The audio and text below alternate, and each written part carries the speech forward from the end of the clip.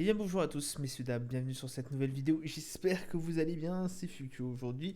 Nous sommes le 23 avril 2023, j'ai fait bien évidemment cette review pour le 21, c'est-à-dire vendredi, si je ne m'en trompe pas, non c'était bien vendredi. Du coup, on est dimanche, assez tard. Le CAC 40 du coup qui a fini vendredi sur une bonne note, j'ai envie de vous le dire, plus 0,51%, voilà, très très bien, 7577 pardon.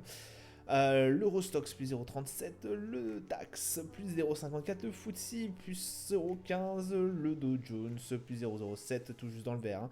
Nasdaq pareil, plus 0,11, le Nikkei 225 plus 0,18. On y a aussi le pétrole Brent 81 dollars 75 plus 1,10, le 11 d'or 1982 44, 1 euro USD à 1. 110, le Bitcoin 27 664 dollars pour l'instant, parce que bien évidemment ça a bougé, et ça bougera aussi quand vous reviendrez sur les marchés lundi, forcément, puisque les cryptos sont en perpétuel mouvement. Même le week-end. Palmarès du SRD, MK Techno plus 15%, 0,58 exactement. Balio plus 8,49, Lessilor, Luxot plus 6,27, Ipsos moins 13,21, Avenir Télécom moins 32,79 et Gensig Biolo qui perd moins 70,20%. Énorme problème au niveau de Gensig Biolo. J'ai checké ça, la news, vendredi, mais je me rappelle plus ce qui s'était passé. Enfin, bref, il y a eu quand même un énorme problème au niveau voilà, du Ginseng qui perd, qui est maintenant à moins de 1 dollar l'action et quelques. Je sais plus combien, voilà, 0,73 dollars l'action. Enfin, perdre 3 quarts de sa valeur en une journée. Il y a eu un problème au niveau d'un vaccin ou je sais plus trop quoi. Je m'en rappelle plus de tête, je suis vraiment désolé. Mais voilà, ça a complètement éclaté la cotation de Ginseng. Donc on espère par la suite que ça va se reprendre. Mais bon, voilà, ça a l'air parti pour, comme j'ai envie de vous dire, peut-être remonter comme, comme Orpea. Voilà, ça va faire des va-et-vient. Donc méfiance en tout cas au niveau de cette action. Autre chose, bon bah voilà, on a quand même franchi des nouveaux records, encore une fois j'ai envie de vous dire au niveau du CAC 40. On est très très proche des 7006 en fin de journée, on verra ça sur les graphiques.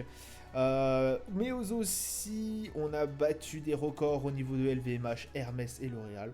Voilà, enfin les luxe quoi, en grande majorité, c'est pour ça qu'on a le CAC 40 voilà, qui est incroyablement performant, jugé même impressionnant par les analystes.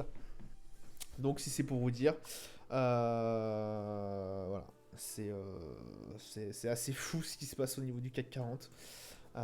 Ouais, j'ai repris un peu ça, jugé impressionnant par les analystes, mais c'était pas du tout ça le truc. Mais bon, voilà, c'est pas grave. C'est ici leur Luxota, du coup, qui a été publicité à la suite d'une publication à ses ventes fin mars. Le titre a grimpé quand même de 6,27%, tête du CAC 40. Ça a été jugé impressionnant par les analystes. Mais même nous, même la cotation du CAC 40 est jugée vraiment incroyable.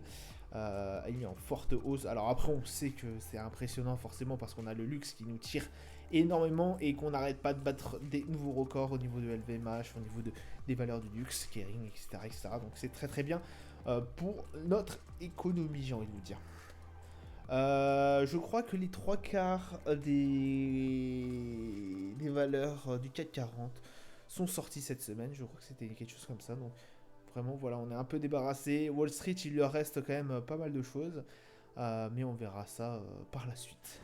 Calendrier d'annonce économique du coup pour lundi, on a le climat des affaires IFO qui va nous intéresser au niveau de 10 heures, mais sinon journée assez calme, en tout cas sur les marchés, voilà, on n'oublie pas, je crois que ça va être j'ai regardé un peu la semaine, je crois que ça va être assez bien chargé, et puis même la semaine d'après on aura un jour en moins, donc ça va faire beaucoup moins, j'ai envie de vous dire, 2 semaines, enfin ça va être beaucoup plus calme, en tout cas la semaine prochaine.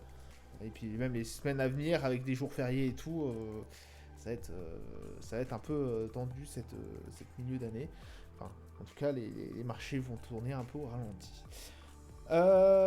Au niveau de nos marchés.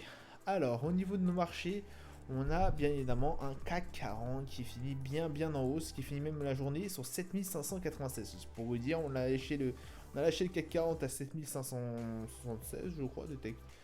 Quelque chose comme ça. Bon voilà, ça a remonté encore un peu plus avec Wall Street qui était tout seul. Mais voilà, on est pratiquement proche de nos 7006, donc j'espère, pourquoi pas, atteindre nos 7006 prochainement. Mieux, ce serait bien évidemment d'arriver à l'avoir, je sais pas moi, début de la semaine prochaine. Donc voilà, ce serait dans mes espoirs. Bon, RSI forcément proche de la zone des 70.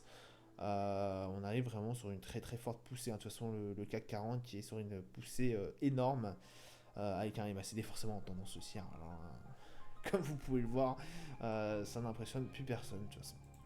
Le Nasdaq qui, comme tout indice américain qui se mérite, reste neutre, reste accroché à sa barre des 13 000, reste accroché à ce niveau des 13 000, on n'arrive pas à s'en dégager, que ce soit par-dessus ou par-dessous, hein.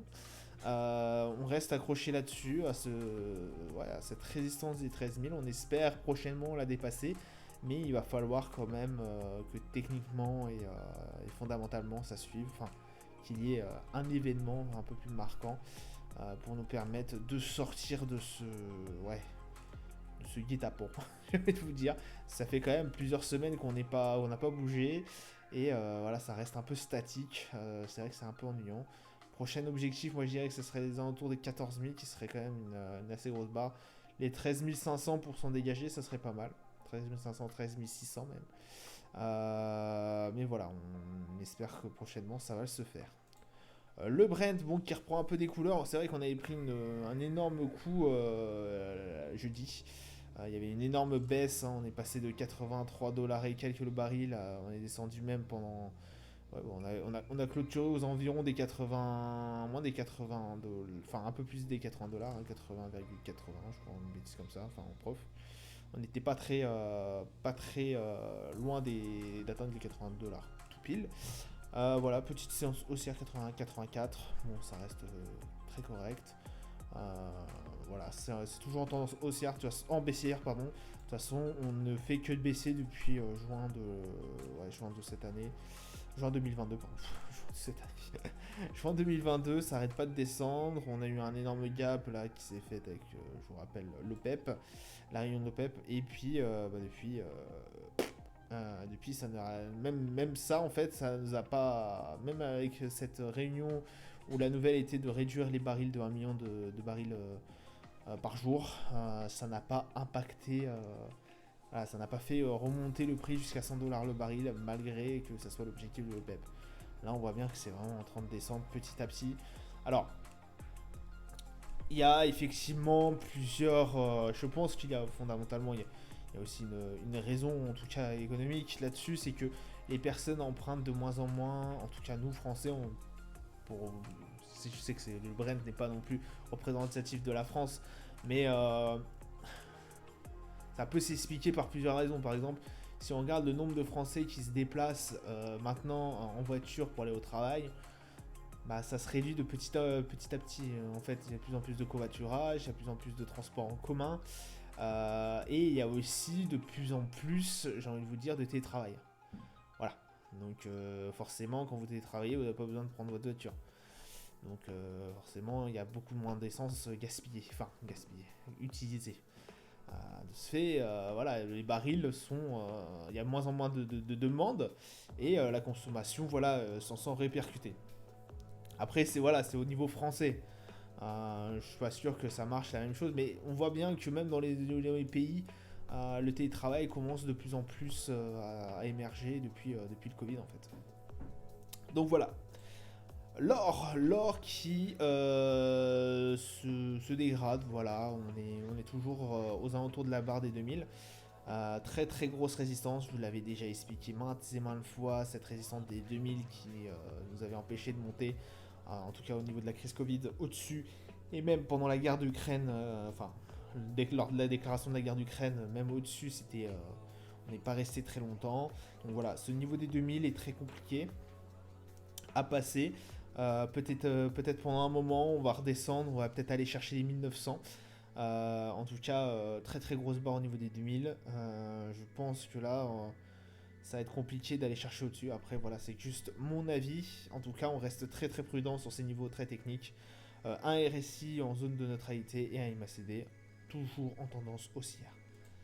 Le DAX qui nous sort une belle bougie bleue, 15 901, voilà. On va peut-être aller chercher nos 16 000. On est très proche de nos sommets, donc le DAX qui s'est très très bien repris hein, quand même depuis les plus bas, hein, depuis septembre 2022, c'est quand même un run qui a été incroyable, avec des moments de pause certes, des moments de tension, SVB et autres au niveau des banques ici, mais ça reste, c'est très très bien repris, très belle séance aujourd'hui, enfin en tout cas vendredi pardon. Donc voilà, ça reste assez positif ensemble. MACD en tendance haussière et un RSI proche de la zone de surachat, mais on reste, voilà, c'est proche quand même. Voilà. S&P, journée nulle. 4131, bon, ça reste pas terrible. Enfin, ça reste un peu dans la mouvance des indices américains, c'est-à-dire que là, on est en train de stagner sur des niveaux forcément qui sont assez compliqués. Là, voilà, on se doutait bien que ça allait aussi un peu caler par ici. On avait vu qu'il y avait une forte résistance au niveau des 4154. Je sais pas pourquoi cette barre s'est effacée par contre. Mais là, ça reste assez compliqué, effectivement. Donc là, voilà, on est en train de stagner. On verra si par la suite, on va s'en dégager ou non. Si on ira chercher peut-être nos 4300, ça serait possiblement possible. Possiblement possible, oui, ça se dit. Mais il va falloir pousser un peu. En tout cas, au niveau du RSI, on est proche de la zone de neutralité. On est descendu un tout petit peu parce qu'on a eu quand même un gros burn hein, sur le S&P depuis l'affaire SVB, depuis le 10 mars. Donc c'est bien remonté quand même. J'ai eu peur pendant un moment qu'on n'arrive pas à casser cette barre des 4041, ça c'est fait. On espère que ça va faire support, hein. Mais j'en doute fort. C'est vrai que ça nous avait fait poser une résistance ici c'est pareil. Mais ça ne nous a jamais fait support parce que là ça a cassé d'un seul coup. Hein. Donc, bon écoutez, on va rester vigilant. Et puis voilà pour le S&P. Notre Dow Jones qui n'a plus de barre. Je ne sais pas pourquoi il n'y a plus de barre. Et il se passe quand même des trucs hein, sur cet ordinateur, c'est quand même incroyable. Parce que moi je pose à chaque fois des barres et ils s'effacent toutes un par un. Heureusement que je les ai à peu près en tête. Pardon, ça c'est à 33 000 qui va être à peu près là. Ouais, voilà. Et après, on en a une au-dessus, ouais, aux environs d'ici. Les 34 400, j'aime bien dire les 34 400. Qui sont assez compliqués à aller chercher pour l'instant. Les 33 000 qui nous avaient sauvés, voilà, et on avait rangé pendant un paquet de temps. On est toujours en train de ranger entre les deux. Mais voilà, ça va un peu mieux depuis la chute SVB, où on avait été chercher même pendant un moment. Hein. On a été chercher bien en dessous des 31 800. On a été chercher bien en dessous des mèches allant même jusqu'aux 31 400. Donc voilà, ça va un peu mieux sur le Dow Jones, mais bon, ça reste quand même un indice américain, donc il se passe pas grand chose pour l'instant. J'ai envie de vous dire, très volatile. Voilà, on bouge pas mal, on fait des allers-retours. Voilà. Ça bouge pas mal, ça monte, ça a des hauts, ça a des bas. Voilà, c'est en M1, ça bouge énormément, même au machin. Mais ça ne fait pas grand chose pour autant. Voilà, hein, parce qu'en daily, franchement, bon, on est loin de nos sommets. Hein. C'est assez ennuyant, je vais encore vous le dire au niveau des indices américains. RSI, bon, on est en zone de neutralité, je vais vous dire, et un MACD, voilà, en tout temps, voilà, en tendance haussière, mais toute petite, quoi. Là, on voit bien que c'est en train de s'estomper un peu. Peut-être la fin du mouvement aussi, mais restons vigilants quand même. On n'est pas à l'abri de ça repousse à un moment donné, puisque là on est en train de reprendre des respirations, hein, j'ai l'impression. Peut-être même on va aller reprendre jusqu'aux 33 960. 33 196, pardon, voire même 33 465. Et puis après, c'est possible que ça rebooste. Ce qui serait bien d'aller retrouver un peu nos sommets là, hein, pour le Dow Jones. Là, ça fait un bon moment qu'on range au niveau des 34 400. Saoule un peu quoi. Donc voilà, j'espère que cette vidéo vous aura plu. Je vous dis à plus tard. Et puis voilà, ciao ciao.